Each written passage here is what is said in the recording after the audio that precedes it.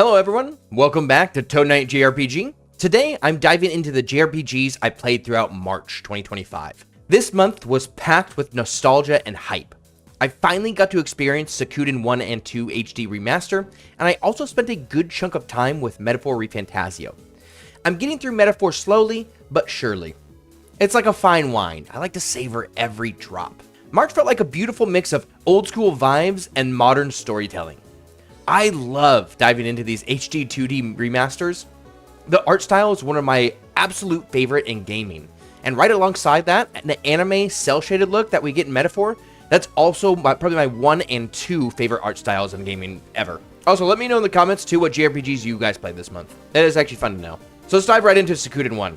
I'd never played a Suikoden game before, so I went in with zero expectations. And honestly, the franchise never really caught my attention before. The character designs and the fashion never really clicked with me.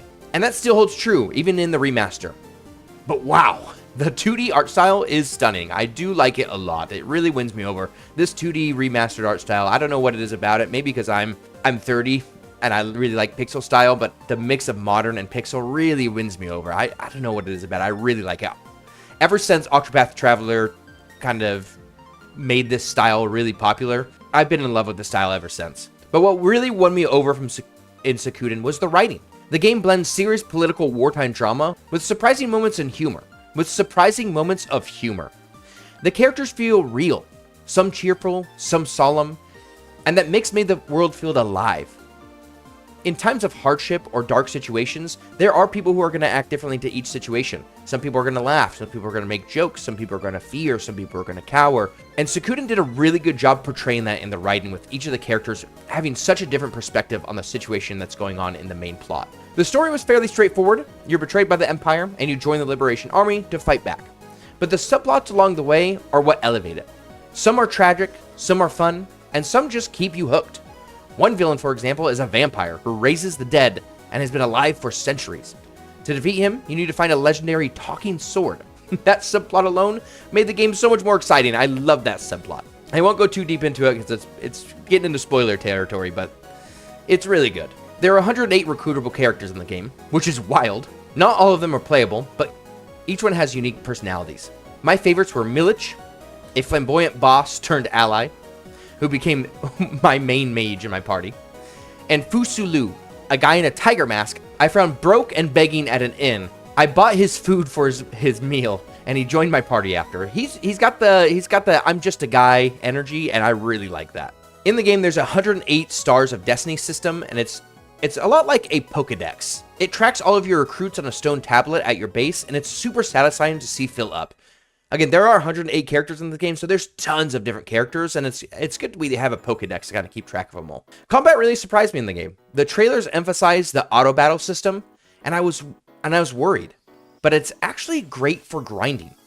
Auto battle only uses basic attacks, so you still have to manually strategize for boss fights. You can't beat boss fights with just basic attacks, which I really liked. It struck a really good balance of auto battle for grind, and then strategy for boss battles. This system was way better than Disgaea 6's full auto system. Oh, that was terrible.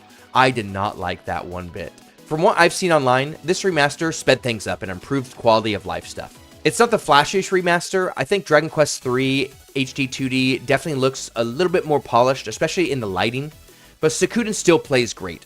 As a 3D artist myself, I care more about gameplay than visuals, so I had a solid time here. I think the gameplay really stood out over some of the HD 2D visuals. I saw a lot of comments on Reddit saying the original Suikoden games were actually like physically slower, like your character moves slower, and combat was kind of just a drag and it took a long time. So I'm glad they improved that aspect. Let me know if you played the originals, if that holds true. I saw a few comments on that on Reddit of people saying that. And let me know if you played the original and they did the classic justice. Since I didn't play the original myself, I don't actually know how well they captured the spirit of Suikoden there. Right after finishing Suikoden 1, I jumped straight into 2, and wow, I'll say the story immediately felt deeper and more emotionally complex. It centers around two boys, the protagonist and Jawi, who have had a very layered and complicated friendship.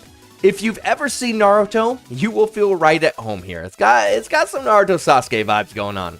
Funny enough, even though the main characters I thought were better, in Suikoden 2, I actually prefer the side characters from the first game.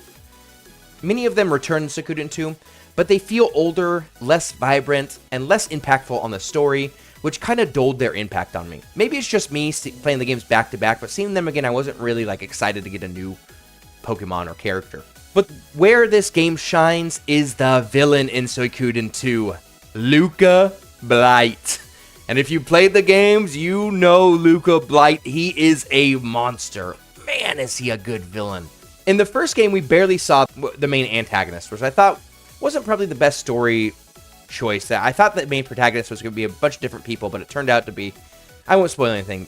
I didn't really like how they built up the main antagonist in Suikoden 1. In Suikoden 2, Luca is front and center. He is terrifying. We see cutscenes of him being ruthless. We see cutscenes of him, I won't spoil the scenes, but there is a great pig scene that happens. Oh, just his dialogue, his scenes, everything about him really made this game for me. He is a ruthless tyrant who kills without remorse. His presence in the game adds incredible urgency and purpose to the story. And I think Luca Blight has definitely made this game for me. And I think it kind of, from what I've been seeing online a little bit, it seems like he's what makes Suikoden 2 kind of stand out. Now, Jawi's arc is another arc I liked in the game. Jawi's the duotagonist, the Sasuke of the game. And I can't say much without spoilers, but his storyline adds real depth to the plot. He adds something that Luca Blight doesn't. Luca doesn't have that much depth. You just know he's a very ruthless bad guy. Jawi's arc is really good. It adds more meaning to the overall plot, and I liked that his story was in there. I can't really get into Jawi, so we'll talk about another plot story that's more of a side plot story, is Victor's arc. Victor's a returning character from Suikoden 1, and he returns with a bang, especially when he reunites with his sword and faces off against Necklord, the vampire from the first game. Oh, I love it. Their storyline is beautiful, and that's a beautiful friendship with Victor and the sword, and, you know, everything about that was just really fun for me. It's my favorite side story in the game. One system in the game I actually didn't enjoy is the war system. It's a top-down strategy minigame, and it felt just clunky, unbalanced. Losing characters felt random, and it didn't feel like strategy mattered much. It just wasn't fun. It tried to be like Final Fantasy Tactics, Fire Emblem, Advanced Wars, something like that, but it just failed. Because it wasn't the main mechanic in the game, it just wasn't thought out or thought through, and it just felt like an afterthought. I honestly just tried to auto as much as I could through it. It was not fun for me. Still though, Suikoden 2 brought some really emotional moments. Jawi in the game especially hit hard. He's your best friend in the game, and watching him make the painful decisions he does is brutal. I overall think the remaster is a great way to experience the story.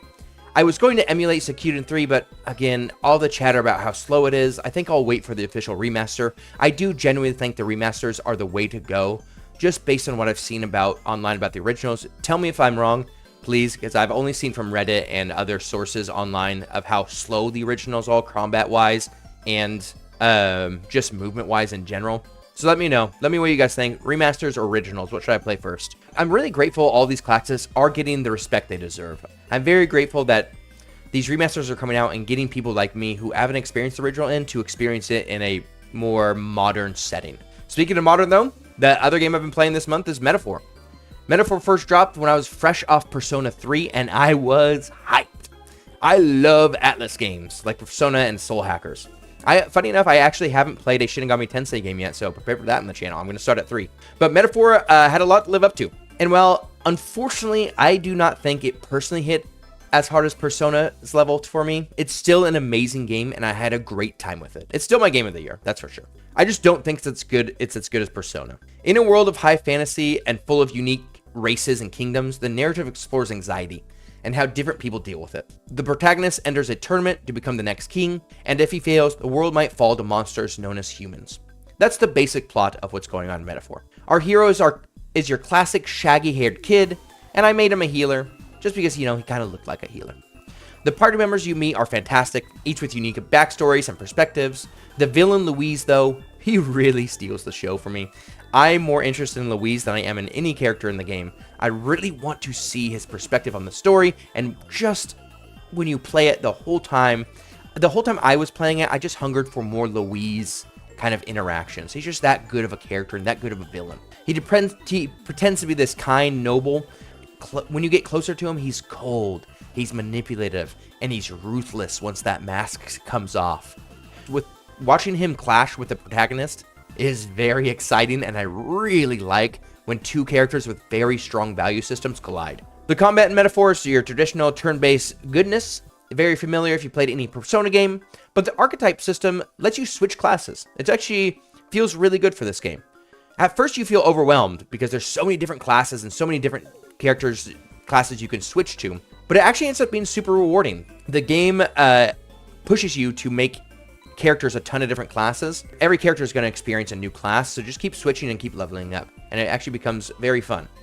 Eventually, each character does unlock their own unique class, which made everyone feel special. I do want to put that out. It's a little bit of a spoiler, but I do want to say, gameplay-wise, switching classes from different characters does kind of muddle their uniqueness in a way. If every character can use every class, I personally didn't like that because it just made it feel less unique. I'm very happy they all unlock their unique classes later on.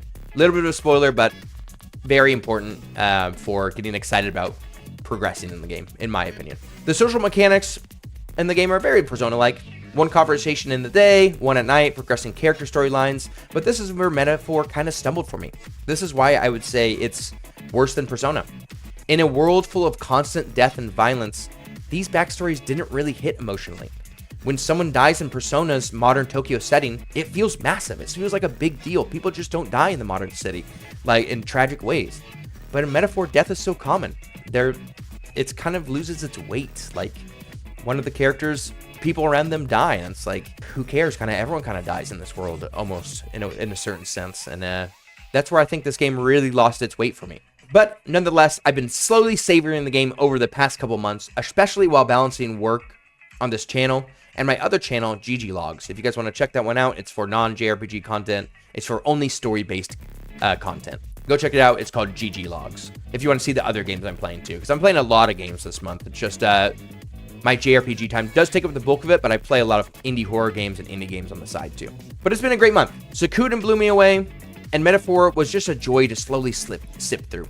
I still love Metaphor. It's still my favorite game I played this month.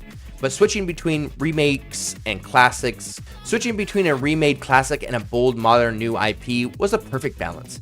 I love seeing how JRPGs have evolved. My favorite game of this month? Yeah, it's Metaphor, hands down. Even though I like Persona more, Metaphor still has me hooked, and the story and the gameplay are top tier. Don't get me wrong, this is still an amazing game. I may have my small critiques, but just because I have critiques doesn't mean I think it's fantastic. But like I said, Luca Blight in Suikoden II is one of the most badass villains I've ever seen in years. And his boss battle, that was insane and truly unforgettable. I think throughout the whole month, I liked Metaphor as a whole the most. But that Luca Blight boss battle, I will remember for like years to come. It was so good. I enjoyed that a lot. Just the way he interacted with all the characters in Suikoden, that was my shining moment of the month. And I can't wait to kick off April.